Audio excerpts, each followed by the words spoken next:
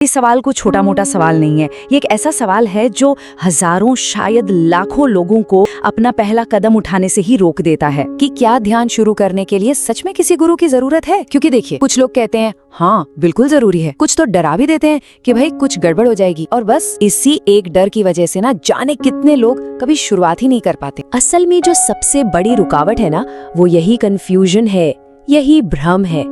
बात ये नहीं है कि लोग ध्यान करना नहीं चाहते तो सब है, पर वो शुरू ही नहीं कर पाते। तो इस भ्रम से बाहर निकलने के लिए ना हमें एक बहुत ही बुनियादी बात को समझना होगा। देखिए, जब हम शिव कहते हैं तो इसका मतलब सिर्फ एक मूर्ति या कोई देवता नहीं है। शिव का जो असली मतलब है वो है शुद्ध चेतना, वो प्योर अवेयरनेस जो हम सबके अंदर पहले से ही मौजूद है। तो फिर ध्यान क्या हुआ? ध्यान कुछ और नहीं, बस अपने उसी असली शांत और शुद्ध रूप में वापस लौटने का एक तरीका है, एक प्रोसेस है। तो अगर शिव हमारी अपनी ही चेतना का रूप है और ध्यान उसी में वापस लौटना है, तो यहाँ एक बहुत सीधी सी बात सामने आती है। क्या खुद से ही जुड़ने के लिए किसी और की जरूरत पड़ सकती है? नहीं। ध्यान की शुरुआत बिल्कुल अकेले की जा सकती है, क्योंकि जो पहला और सबसे जरूरी गुरु है वो तो हमारे अंदर ही बैठा हुआ है। तो चलिए अब आते हैं सबसे काम की बात पर। बिना किसी कॉम्प्लिकेटेड नियम के, बिना किसी दबाव के ध्यान की शुरुआत कैसे करें? आइए इन 3 बहुत ही आसान कदमों को देखते हैं। सबसे पहला काम, एक शांत सी जगह ढूंढिए और बस बैठ जाइए। कोई पद्मासन या कोई खास आसन लगाने की जरूरत नहीं है। बस कोशिश कीजिए कि पीठ सीधी रहे और शरीर बिल्कुल रिलैक्स्ड हो। यहाँ कुछ करना नहीं है, बस होना है। अब तक हम सब भागते ही तो रहे हैं, पहली बार बस कुछ पल के लिए ठहरना है। अब बहुत धीरे से अपना पूरा ध्यान अपनी सांस पर ले आइए। बस महसूस कीजिए, सांस अंदर आ रही है और बाहर जा रही है। इसे बदलने की या कंट्रोल करने की कोई जरूरत नहीं, जैसी है वैसी ही बस एक दर्शक बनकर इसे देखना है। और हाँ, मन भटकेगा, 100 बार भटकेगा, कोई बात नहीं। जब भी याद आए बहुत प्यार से उसे वापस सांस पर ले आना है।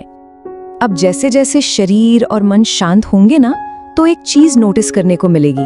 विचार तो आते जाते रहेंगे, लेकिन उन विचारों के बीच में एक छोटा सा गैप होता है, एक खालीपन, एक शांति। बस उसी पर ध्यान टिकाना है, कुछ करने की कोशिश नहीं करनी, बस उस शांति में ठहरना है। जो हो रहा है उसे होने देना है। ठीक है, तो मान लीजिए शुरुआत हो गई, लेकिन अब आगे क्या? शुरुआती दिनों में कैसा महसूस हो सकता है? क्या उम्मीद रखनी चाहिए? चलिए इस पर भी थोड़ी बात कर लेते हैं। देखिए, ज्यादातर लोगों को एक डर लगता है कि अरे मेरा मन तो बहुत भटक रहा है, मुझसे हो ही नहीं रहा, मैं कुछ गलत कर रहा हूँ। लेकिन सच बताऊं, सच्चाई ये है कि मन का भटकना एकदम नॉर्मल है, बल्कि ये तो प्रोसेस का एक हिस्सा है। इसका ये मतलब बिल्कुल नहीं कि कुछ गलत हो रहा है। तो ये समझ लीजिए कि ये सब बातें बिल्कुल सामान्य हैं। अगर मन बार बार भटक रहा है, अगर कोई दिव्य अनुभव नहीं हो रहा, कोई रोशनी नहीं दिख रही या कोई आवाज नहीं सुनाई दे रही, ध्यान का मतलब कुछ एक्स्ट्रॉर्डिनरी देखना नहीं है दोस्तों। इसका सीधा सा मतलब है कि धीरे धीरे, बस धीरे धीरे मन का शांत होना शुरू हो जाना। तो जैसे जैसे इस रास्ते पर आगे बढ़ते हैं, एक चीज है जो सबसे ज्यादा जरूरी हो जाती है, और वो है अपनी इस भीतरी यात्रा पर भरोसा करना। और यहीं से ना सबसे खूबसूरत हिस्सा शुरू होता है, जब हर रोज बस कुछ देर शांति से बैठकर खुद को देखना शुरू करते हैं, तो धीरे धीरे अंदर का गुरु खुद ही जागने लगता है। वही अंदर की आवाज, वही समझ हमें आगे का रास्ता दिखाने लगती है। किसी बाहरी गुरु का इंतजार करने की जरूरत ही नहीं पड़ती। और आखिर में ये एक लाइन सब कुछ कह देती है। कोई बाहरी गुरु रास्ता दिखा सकता है, बिल्कुल, लेकिन जो असली सफर है, जो असली बदलाव है, वो हमेशा अंदर से ही शुरू होता है। ये यात्रा पूरी तरह से अपनी है, अपने भीतर की है। ओम नमः शिवाय।